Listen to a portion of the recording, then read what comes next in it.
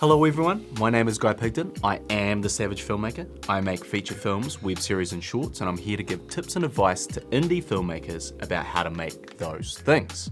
Now, I know I've been away for a little while, but I've been using my off time to make some awesome video content that I know everyone's gonna love. Today, we're talking about today we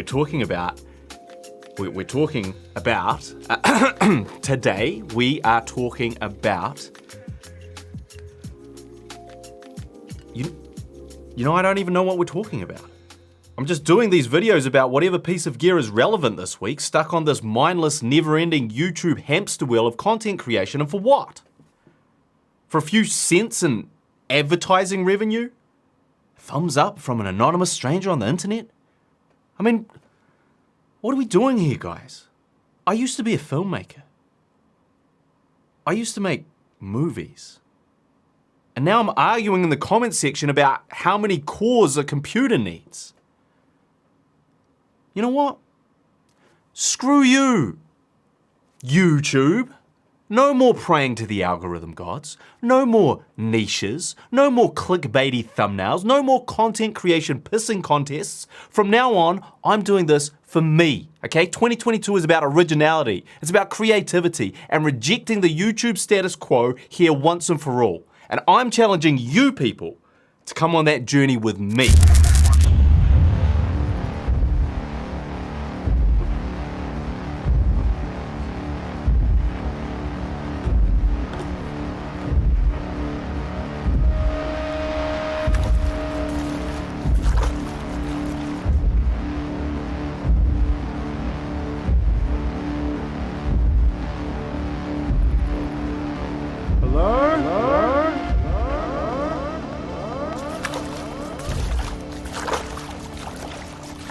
Welcome, Savage Filmmaker, son of Charles. You know me? It is my curse to know all who journey here. Also, you dropped your wallet. Okay.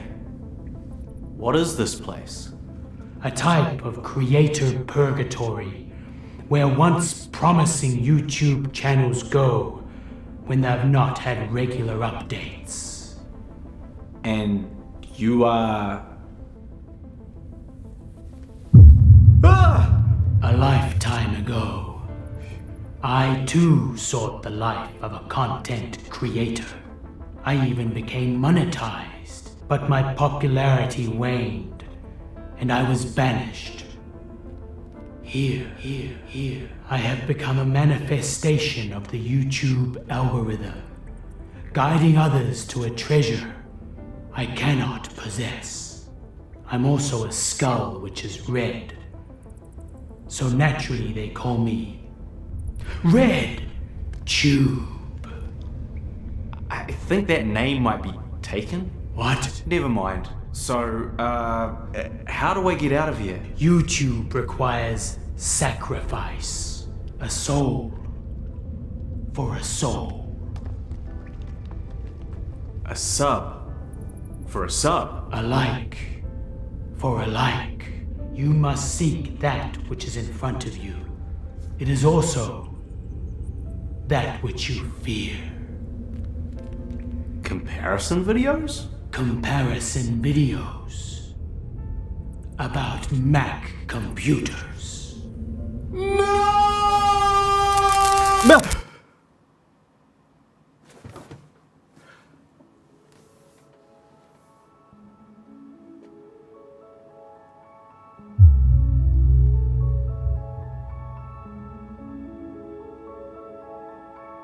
Wow. Let's get started.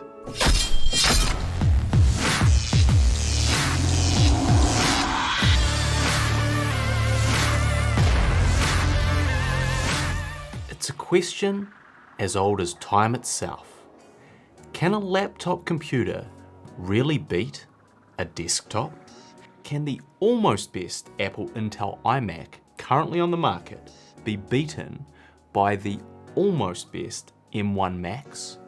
Can you sell your Intel Imac and get this powerful, portable M1 Max without losing any performance? That's what I'm going to answer today from a video editor's point of view. But that's not all. We're also going to see how the M1 Max compares in terms of editing performance to the original M1. Just what does the new M1 Max chips with the extra cores and unified memory mean for you, the editor, when you pay the extra $1,500 for this version? First, for context, you may want to go back and check out my first comparison videos where I compared the original Mac M1 to my Intel Imac, testing Red RAW footage, Canon C200 RAW Lite, and Blackmagic B-RAW timelines in Adobe Premiere, Davinci Resolve, and Final Cut. This will give you a good idea of the baselines and type of testing involved. This time around, I'm doing all of those tests again, but I'm also introducing a series of new timelines using Red RAW 6K Komodo footage. So it's safe to say I'm pushing these machines. Most YouTube reviews don't account for real professional editing workflows. This includes the use of high-end RAW footage with high bit rates and a relatively detailed color grading process with multiple nodes and complex timelines that last longer than 5 or 10 minutes. So first, let's talk about the new timelines I'm testing. I'll be testing my 2021 year in review timeline, which features an opening skit shot on the Red Komodo in 6K in Red RAW LQ with a grade applied and extended use of the Dehancer plugin. It also has a mixture of additional 6K B-RAW and 4K ProRes and H.264 footage, all in a whopping 48-minute timeline. I'm also looking at my M1 buyer's guide, which features an opening Red RAW Komodo sequence, the same mix of other video formats, and is also a pretty massive 31 minutes long. Then there is my review of the Dehancer plugin. This timeline is just under 24 minutes. It features an extended opening sequence shot on the Red Gemini in 5K at 8:1, and then graded using Dehancer. It also features Redcode 36 footage, Blackmagic 6K B-RAW footage, and H.264 compressed 4K video, all with a lot of grading applied.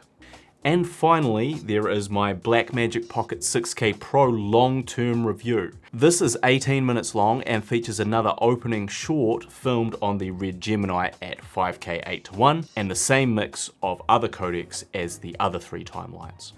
I am primarily testing these timelines on both computers in Davinci Resolve, as this is what they were edited and graded in originally. In terms of the specs of each system, my Intel Imac is the newest Intel Imac 2020 with the 10th gen Intel iCore i7 processor, the upgraded and best Radeon Pro 5700 XT graphics card with 16 gigs of memory and 64 gigs of RAM. I also upgraded the Ethernet connection. The only way to further upgrade this iMac would be for me to have purchased the 10-core i9 processor, but benchmarking suggests this would not really improve its performance due to the thermal throttling. My new M1 Max is the 16-inch 32-core version with 32 gigs of unified memory. Again, this is the almost best M1 Max you can currently buy, with the only further upgrade being 64 gigs of unified memory. Now, comparing the price of both of these machines with these particular upgrades, the iMac would cost you $4,100, while the M1 Max costs $3,500. Advantage M1, right?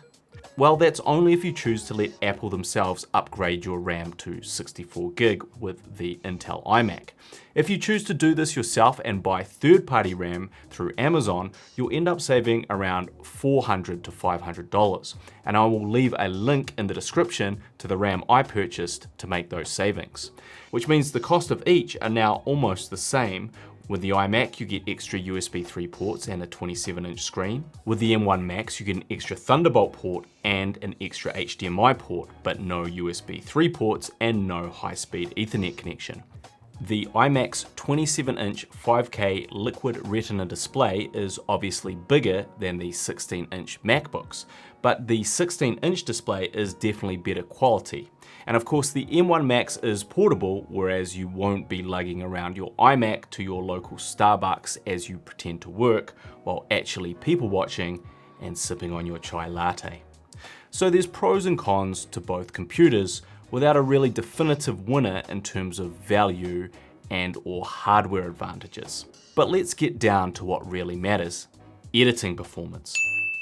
First, let's look at the playback of these timelines.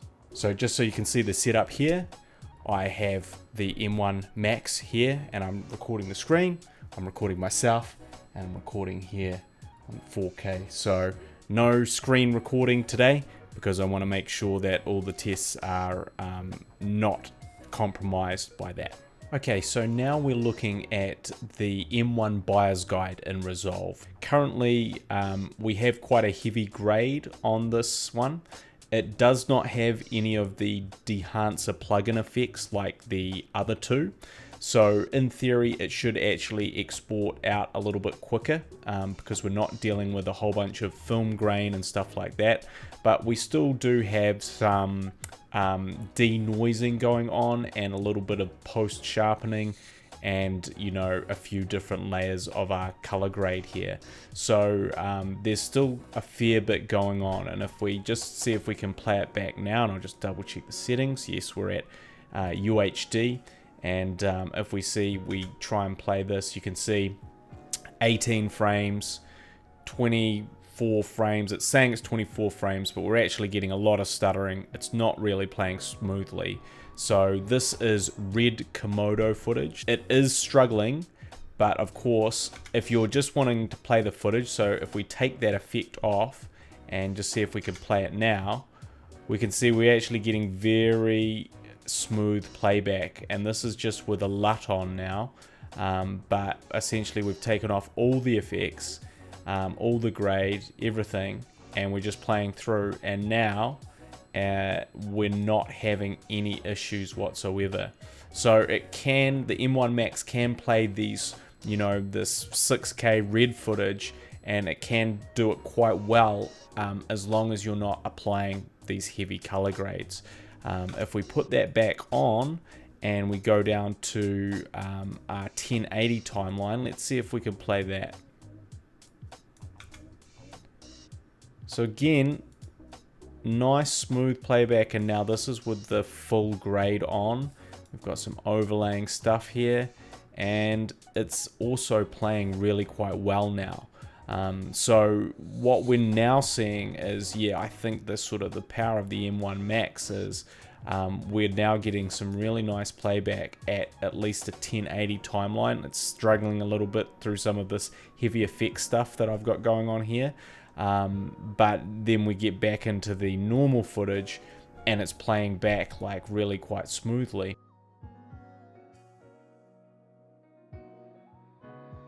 Now we have my iMac fired up and set up, and we're going to run some of those same new videos. This is 6K Komodo footage, and you can see here playback at the moment we're getting quite a bit of lag. Now this does have quite a heavy grade on it, so we've got denoise and stuff like that. We're seeing a little bit of stuttering. We're seeing just not amazing playback here. Let's change that now, and we're gonna bring that back down to the 1080 timeline, and gonna try this again. And now it looks like we're getting nice smooth playback. So the iMac can play back this heavy grade with quite a few effects on in the 1080 timeline, no problem. But we are getting a little bit, we've got some heavy effects here as well, so taking a little bit longer when we get to this stuff, but when it's just sort of regular footage, we can see no worries. This particular export is the whole skit, including the color grade, but it does not have the Dehancer plugin color grade. So it's missing one step, one extra node where I add all my Dehancer stuff. So if we have a look at the color grade here, we can see that it actually has a bunch of nodes going on here. So we've got 10 nodes, a little bit of sharpening, denoising, and of course the grade itself, a little shape, everything. So it's a pretty full-on color grade. And if we just have a look at this footage now, when we play it, we can see that it's struggling. We're getting about 15 frames playback, so it's not really able to play that entirely, but we are in a UHD 4K timeline. So if we actually change this now to 1080, which is most of the time what you'd be editing in, and play back now, you can see that we're actually getting super smooth playback on the M1 Max.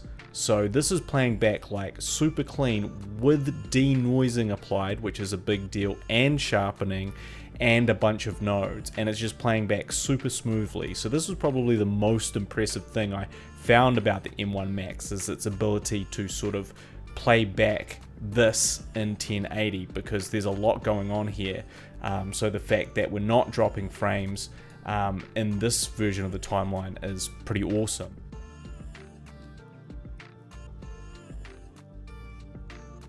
So we're just going to see if we can play this back. We're getting 15 frames. We're definitely getting some drop frames here.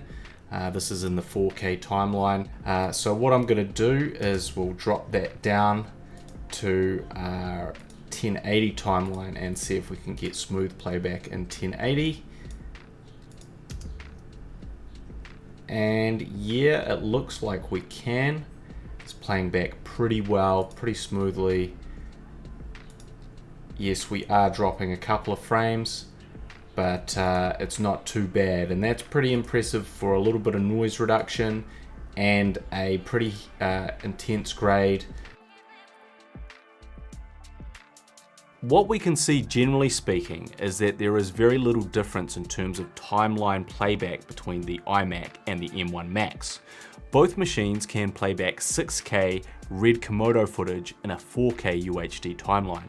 And even with a grade applied, which introduces light denoising, sharpening, and color correction, you can still play back your footage, but it will start to lag.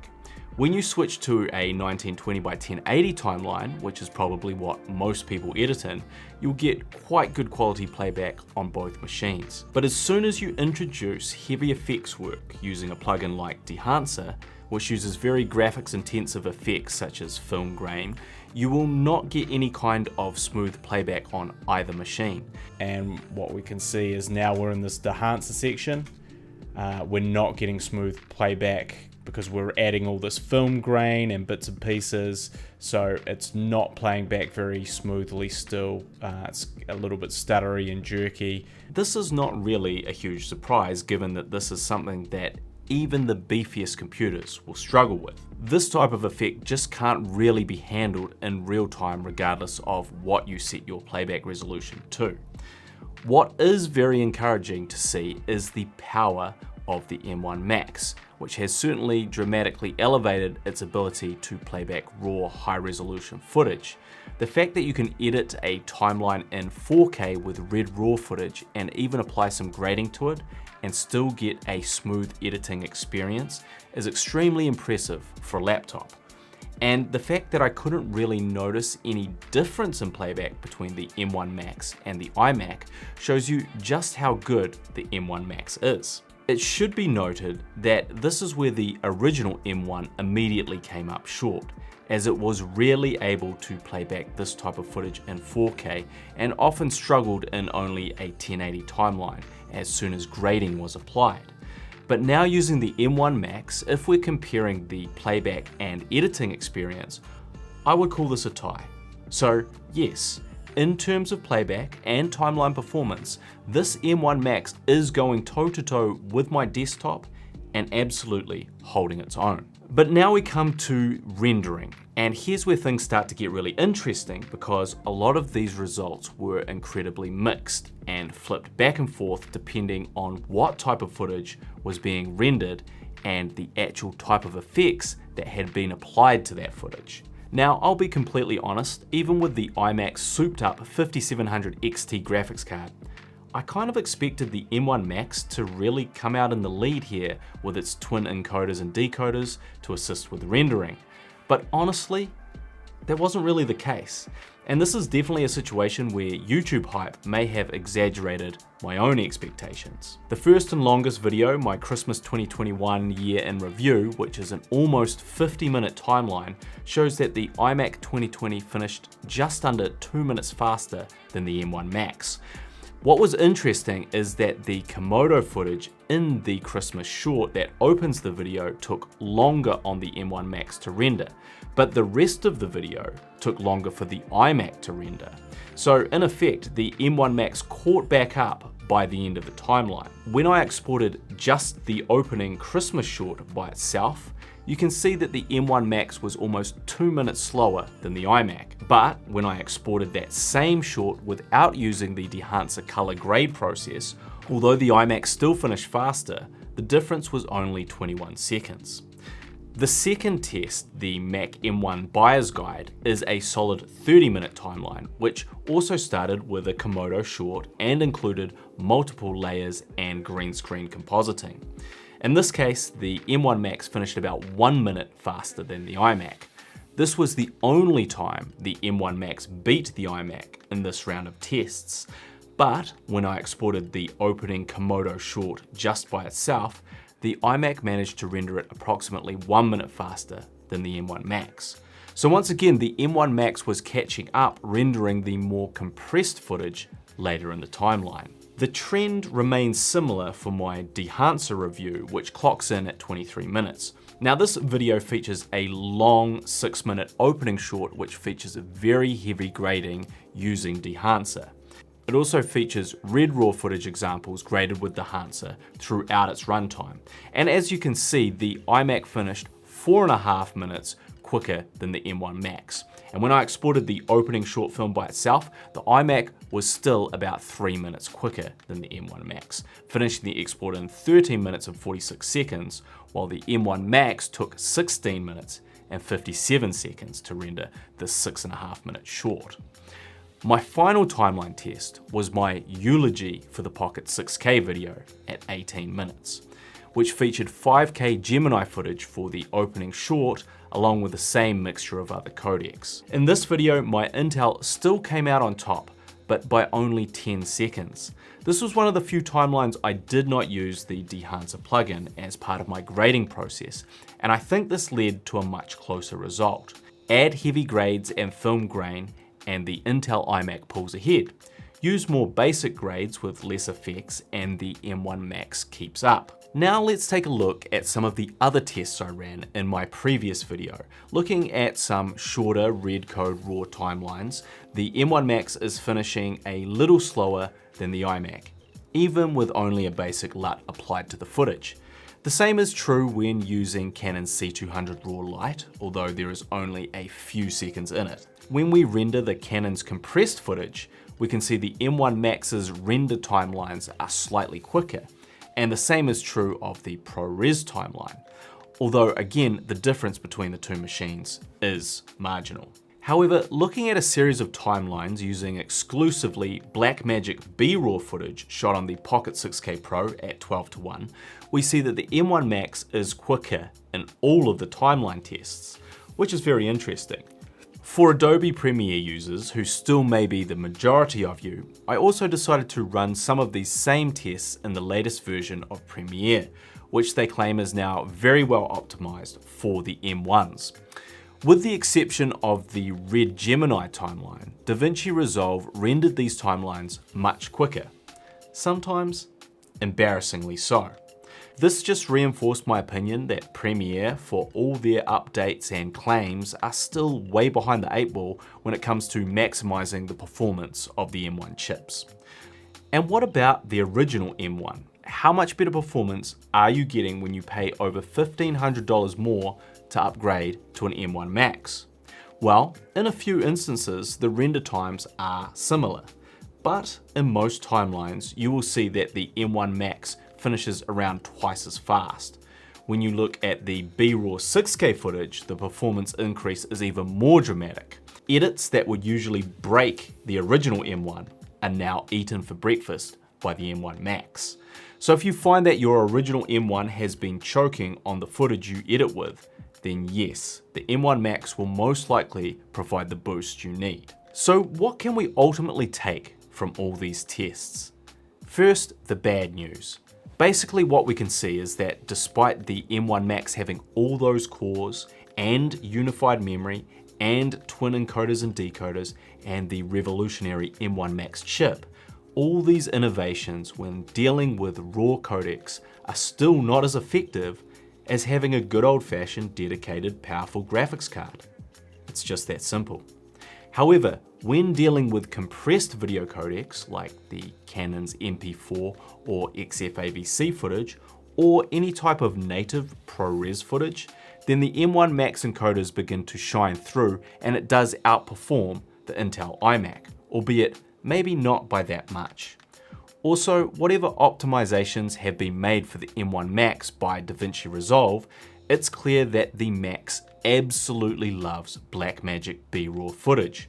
So if you film in B-raw, then you can be confident the M1 Max will outperform your iMac in many scenarios, unless you start introducing those heavy effects into the mix. So, is the new M1 Max better than the best Intel iMac? No. Is the new M1 Max good enough to completely replace your Intel iMac? Yes. The results are so close that while the iMac may have a slight advantage when rendering tough footage, most of the time you will barely notice a difference. If you want a workhorse edit station that you can travel with that delivers almost the same performance as a desktop, then absolutely get rid of that Intel iMac and buy the M1 Max. If you are looking at the M1 Max as a true upgrade to the Intel iMac and you are hoping for a legitimate performance jump, don't buy the M1 Max. Stick with your desktop. As my testing shows, these M1 chips can't beat a good dedicated graphics card in most situations just yet. I think it's very easy to suffer from gas when Apple release a batch of new M1s, and it's also easy to get sucked into the hype that using the M1 Max as your desktop will be a smart option. But do you really need to? I have now replaced my iMac 2020 with this M1 Max machine full-time, and I also sold my original M1 just after the M1 Max announcements.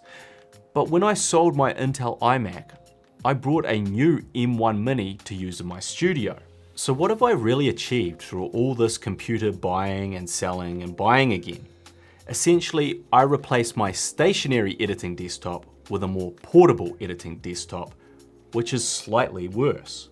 And I ultimately replaced my M1 Original Pro with an M1 Mini, which is also slightly worse. Reflecting back at my gear lust, I should have probably just kept my original M1 for the studio and my Intel iMac for editing. I would essentially be in the exact same position that I am right now, with two computers that can do my work just as well, if not just slightly better. So can you replace your iMac with an M1 Max? Yes. But should you? Honestly, I think the only reason would be if you really need a portable workstation and you'd like to have one computer that can do everything. Otherwise, the value proposition and the performance gains are just not really there to make this a worthwhile choice, even though that's exactly what I did. If you found this video helpful, please consider liking and subscribing, as I'll shortly be coming back with my full in-depth review of the M1 Max. And if you'd like to support me, consider watching my latest feature film, Older, available now for free on Amazon Prime and Tubi TV. As always, I am the Savage Filmmaker, and I'll see you when I see you.